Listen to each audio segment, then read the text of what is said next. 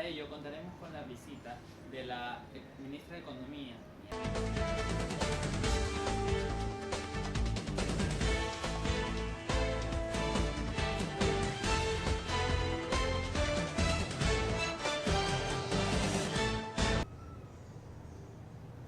Antes de empezar el programa, pasaremos un video donde podremos ver de manera más conceptualizada cada uno de estos organismos internacionales de crédito.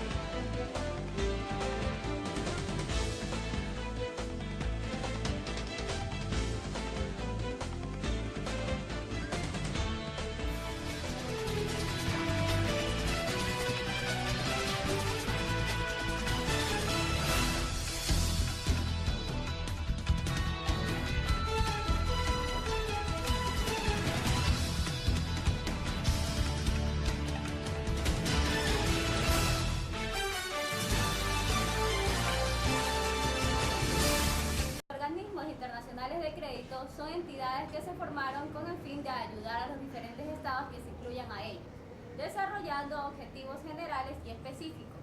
Uno de los principales es el Fondo Monetario Internacional. Para hablar un poco más del tema y sus estadísticas, daré paso a mi compañero Luis Granda.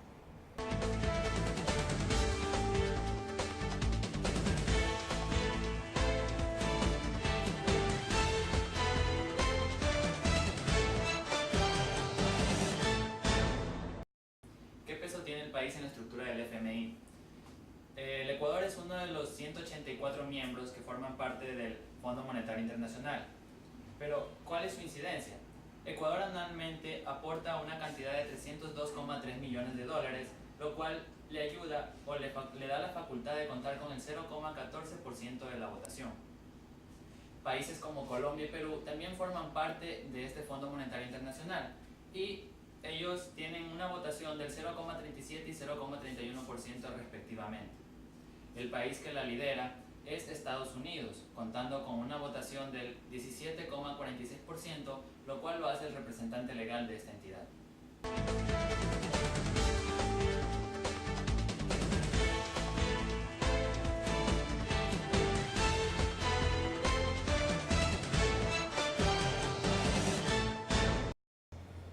Para tratar este tema de manera más cerrada acerca del Fondo Monetario Internacional y con las acotaciones de nuestro compañero Luis Granda, tenemos a la flamante ministra de Economía, quien nos va a hablar acerca de los antecedentes del Ecuador con este organismo internacional. Muy buenos días, ministra de Economía, bienvenidas al programa. Muchas gracias por aceptar la invitación. Muchas gracias por la entrevista, por invitarme a su prestigioso programa. Me gusta porque es un tema más que todo de interés sobre la deuda ecuatoriana. El endeudamiento público conforma un problema histórico que ha tenido más incidencia hace 3 décadas y se ha vuelto mucho más agudo. ¿Y qué es lo que ha ocurrido? Esta realidad obligó prácticamente al gobierno nacional a adoptar la decisión de crear una institución que haga la auditoría, que establezca si es legal, que es ilegítimo, y la pertinencia de préstamos de las negociaciones y renegociaciones. ¿Qué ha ocurrido aquí? Que señale también las responsabilidades y corresponsabilidades de los préstamos, qué ha ocurrido con ellos. Ministra, ya, ¿en qué momento se realiza este organismo, como bien dice? ¿En qué momento?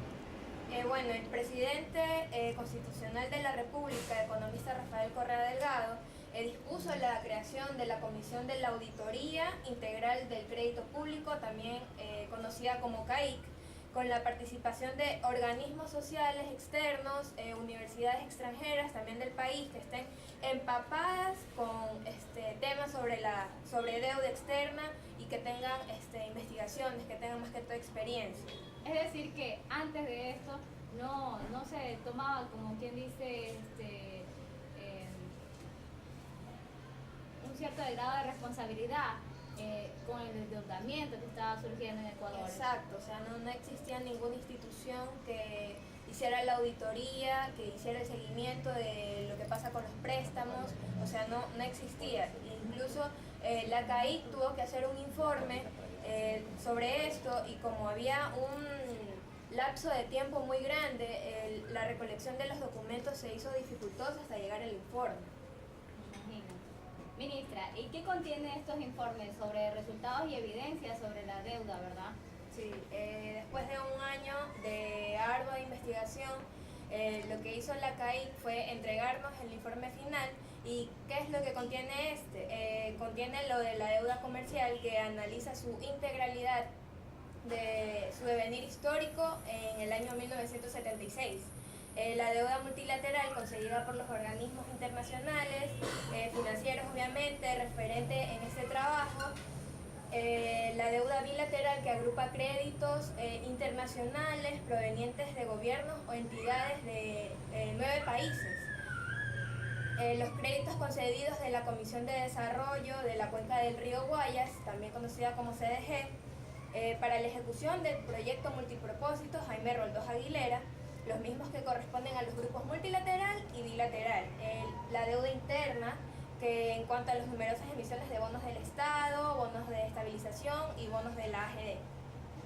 ¿Y qué podría explicarnos acerca de lo que es la deuda comercial? Bueno, en cuanto a la deuda comercial, en un breve resumen de los hallazgos de la Subcomisión de Deuda Comercial, que realizó la auditoría de la deuda externa ecuatoriana de la banca privada internacional en el periodo de los años 1976 a 2006, en cumplimiento del establecido en el decreto ejecutivo de la creación de la CAIC, ¿qué resultados también obtuvo?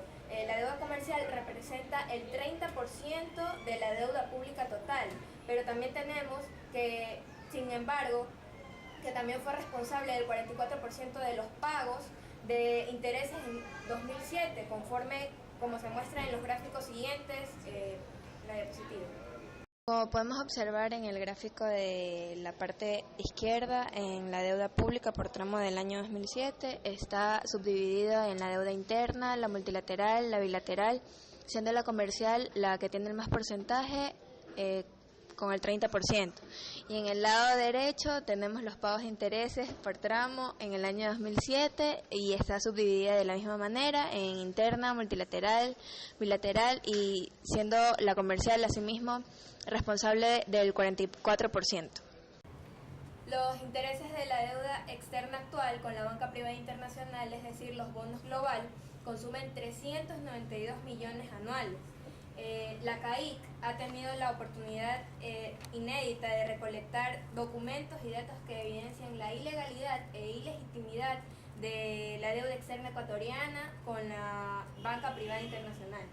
Entonces, señora ministra, usted me está diciendo que lo que nosotros conocemos como deuda que tiene el Ecuador no es como siempre se la ha planteado. Exacto, incluso se ha confirmado que no se ha utilizado como recurso para inversiones en el país, sino que ha sido un instrumento de saqueo, porque se ha evidenciado que hubo una transferencia neta de 7.130 millones en el periodo de 1976 hasta 2006. Y esta transferencia respecta a algunos bancos internacionales, ¿no? Están desarrollados aquí. Sí. ¿Podría nombrarme algunos de estos organismos internacionales, algunos de estos bancos? Sí, por supuesto. En la evolución de dicha deuda se encuentra la participación de un reducido grupo de bancos, por ejemplo, el Shearson Love Rhodes, el Lloyds Bank, el Citibank, el JP Morgan, el Chase Manhattan, por ejemplo. Me parece muy bien el desarrollo de la CAIF acerca de lo que se ha venido trabajando, ¿no? Y que muy pocos tenemos el conocimiento de esto. Bueno, ministra, el tema de hoy ha sido muy interesante. Nos podemos despejar de algunas dudas, y yo le agradezco muchísimo que usted haya aceptado nuestra invitación al programa Dialogando.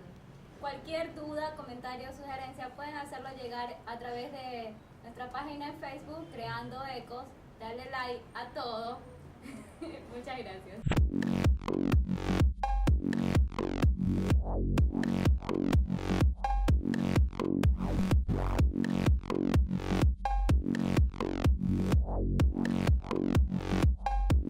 Thank you.